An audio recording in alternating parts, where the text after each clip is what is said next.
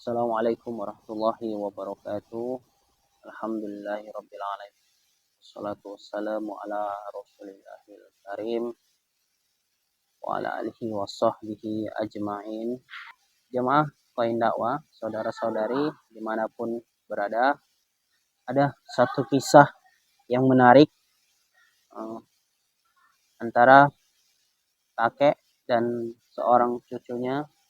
Satu kali seorang cucu tersebut melihat kakeknya yang terus-menerus membaca Al-Quran di bulan suci Ramadan. Bahkan sebelum bulan suci Ramadan datang, kakeknya tersebut juga telah merutinkan untuk bertilawah ataupun membaca ayat-ayat suci Al-Quran. Dan satu kali cucunya ingin bertanya dan penasaran, bahkan sampai cucunya tersebut ingin menjadi seperti kakeknya, ingin membaca. Namun ketika cucunya bertanya kepada kakeknya, kakek, aku ingin membaca Al-Quran atau ingin belajar membaca Al-Quran. Namun terus cucunya bertanya kembali, apakah sih manfaat ataupun membaca Al-Quran? Si kakek tersebut tidak langsung menjawab pertanyaan dari si cucunya tersebut. Namun cucunya itu dibawanya keluar dan kakek tersebut memberi cucunya ember yang kotor, yang berlumur dengan lumpur, serta ember tersebut dibolongi oleh kakeknya. Dan kakeknya tersebut men-challenge atau menyuruh cucunya untuk mengambil air dari sungai untuk membawanya ke rumahnya. Jadi si kakek tersebut men-challenge cucunya untuk mengambil air. Lantas tak banyak tanya, cucunya tersebut langsung sami'na wa atokna, melaksanakan apa yang diperintahkan oleh kakeknya tersebut.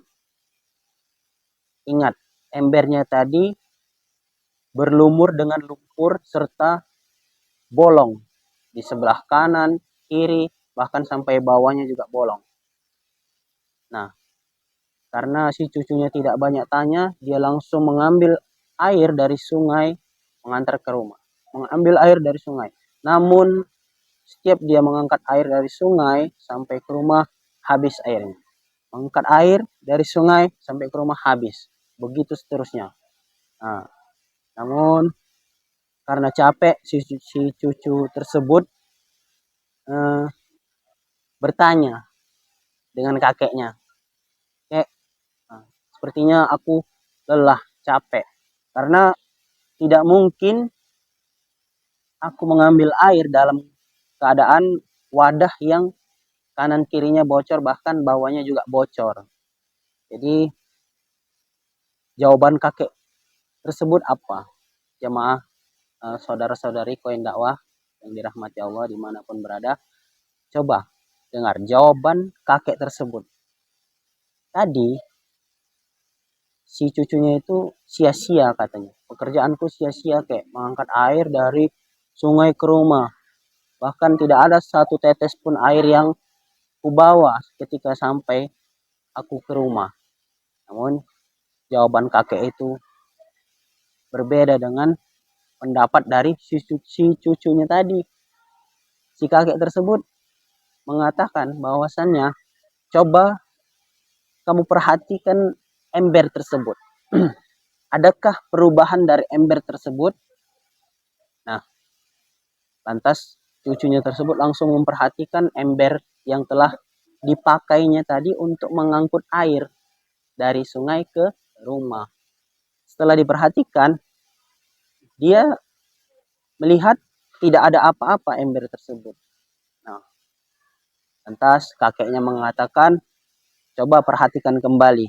bahwasannya ketika kamu mengambil air dalam keadaan posisi bocor dan ember tersebut berlumur dengan lumpur, ketika kamu bawa sampai ke rumah habis airnya, kau bawa ke rumah habis airnya, itu pekerjaan yang tidak sia-sia, kata si kakek tersebut.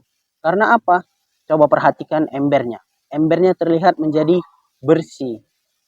Lumpur yang berada di ember tersebut menjadi hilang, bersih. Nah, jadi begitulah apa yang ditanyakan dari cucunya tadi. Itulah jawaban si kakek tersebut. Maknanya apa?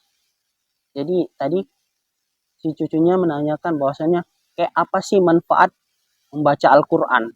Nah, jadi seperti itulah dianalogikan oleh si kakek tersebut. Kalau kita membaca ayat-ayat suci yang ada di dalam Al-Quran, maka pasti manfaat dari membaca Al-Quran. Jadi maknanya apa? Dengan analogi yang dilakukan oleh si kakek tadi,